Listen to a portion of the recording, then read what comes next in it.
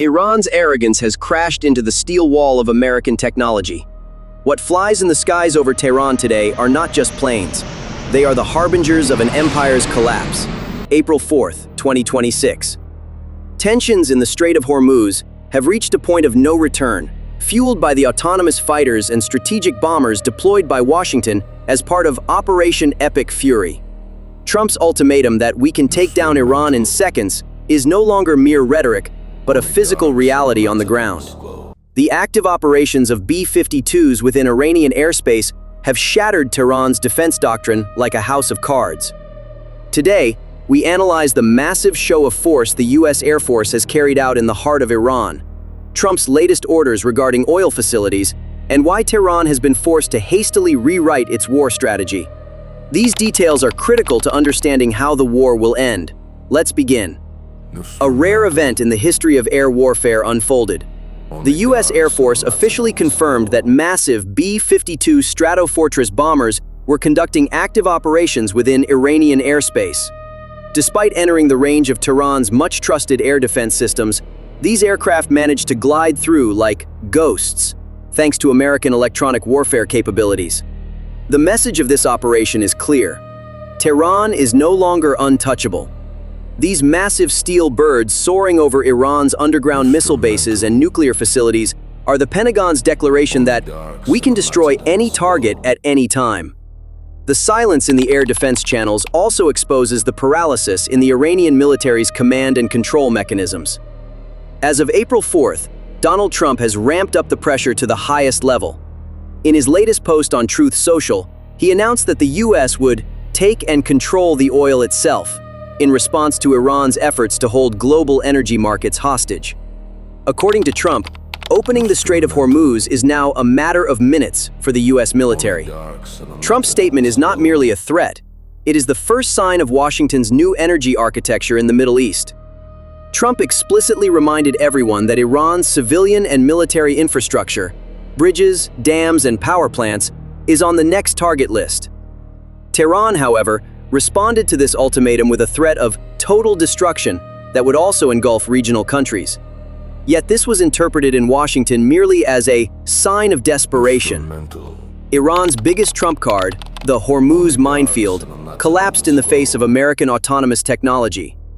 Independence-class ships like the USS Cincinnati are deploying autonomous underwater hunters to systematically destroy Iran's stealthy mines one by one.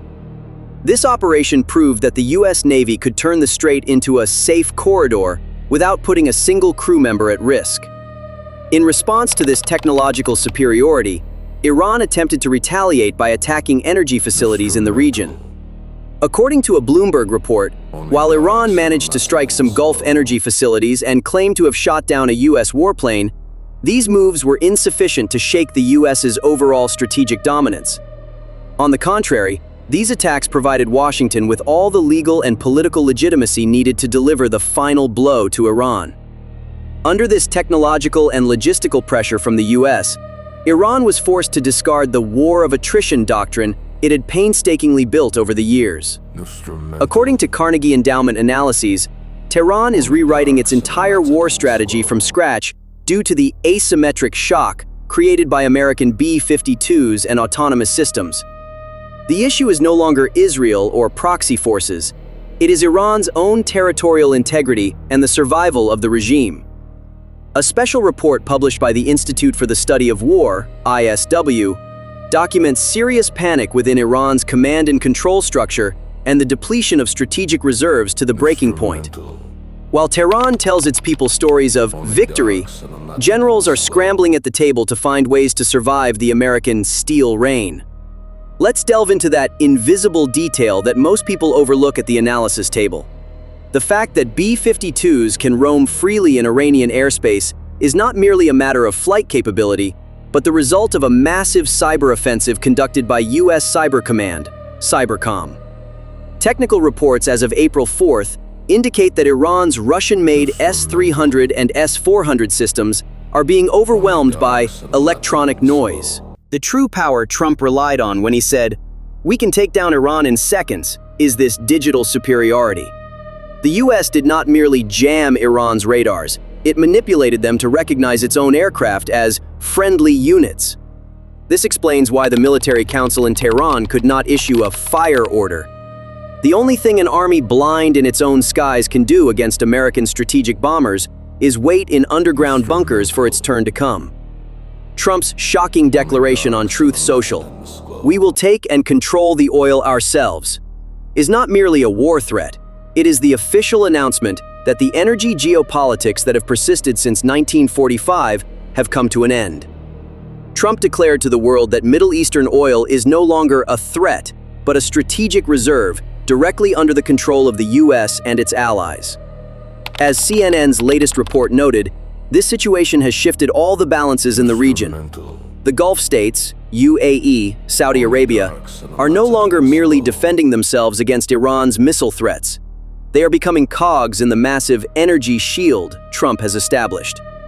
Iran's attempts to strike energy sites have served merely as a pretext for Trump. As Tehran strikes, Trump is transforming his military presence in the region into a permanent energy protectorate by declaring, "We must take control of more oil facilities." The A-10 Warthog aircraft deployed by the US Air Force as part of Operation Epic Fury turned the situation in the Strait of Hormuz into a complete nightmare. These tank killers, which use their massive 30mm cannons to pick off Iran's fast attack boats one by one, rendered the Iranian Revolutionary Guard's naval force 100% ineffective. Even the downing of a single A-10 did not slow the operation's pace. The pilot's rescue confirmed the US's absolute dominance in the region in terms of rescue and logistics capabilities. Another critical component of this operation was the Sky Sabre systems deployed by the UK. British technology has placed energy facilities in the region under an impenetrable digital shield against Iran's Shahed drone swarms. Now, Iran's cheap drones hold little more than antique value against American and British systems. The global public is focused on a single question: how will this war end? According to War on the Rocks analyses, the US strategy is not to invade Iran with a ground operation. Rather, it is to sever the regime's technological and economic nerve centers to force it to surrender.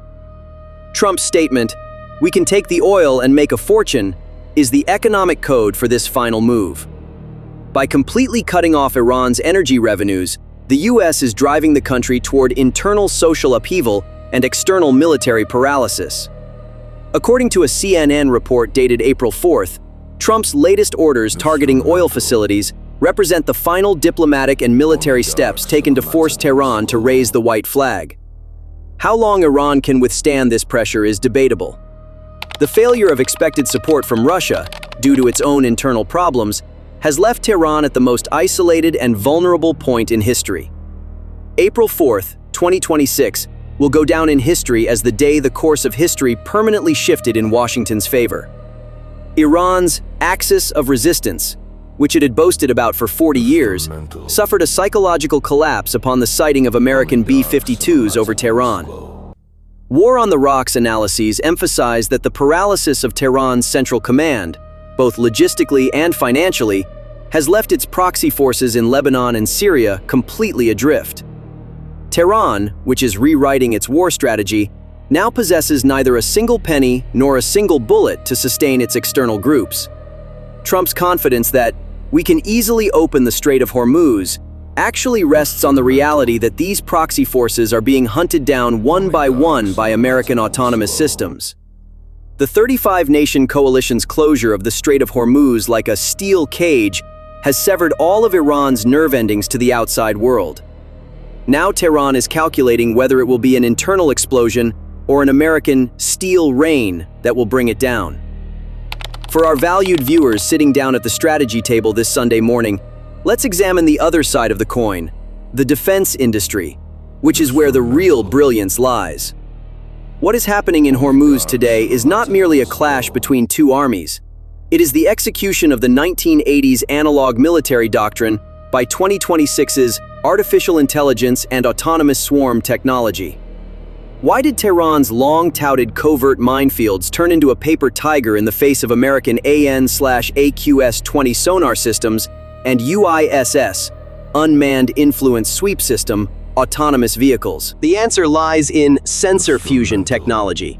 The US Navy has digitally mapped every magnetic and acoustic anomaly at the bottom of the Strait of Hormuz without putting human lives at risk. A mine-clearing operation that used to take months can now be completed in minutes, thanks to autonomous systems. This marks the dawn of a new era in the defense industry, where speed has become the ultimate weapon.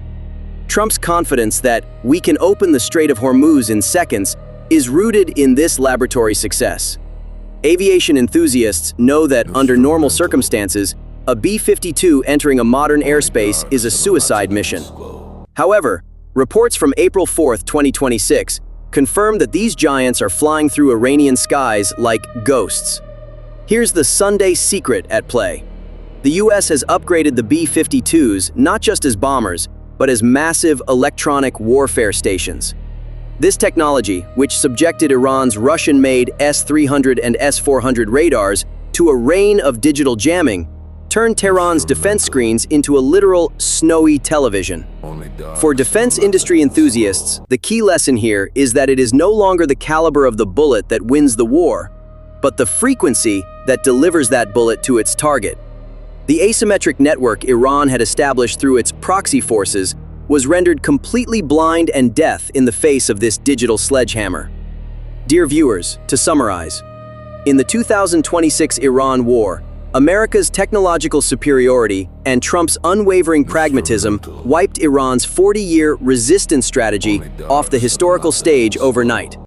The B-52s show of force over Tehran, and the autonomous victory in Hormuz are the clearest confirmation that the New World Order is taking shape under American leadership. So, what do you think? Will Trump's "we will control the oil ourselves" strategy open the door to lasting peace in the Middle East? Or is this the beginning of an even bigger regional storm? I look forward to your sharp analyses in the comments. I'm Charlie from the MrGEOPOL team. Stay safe.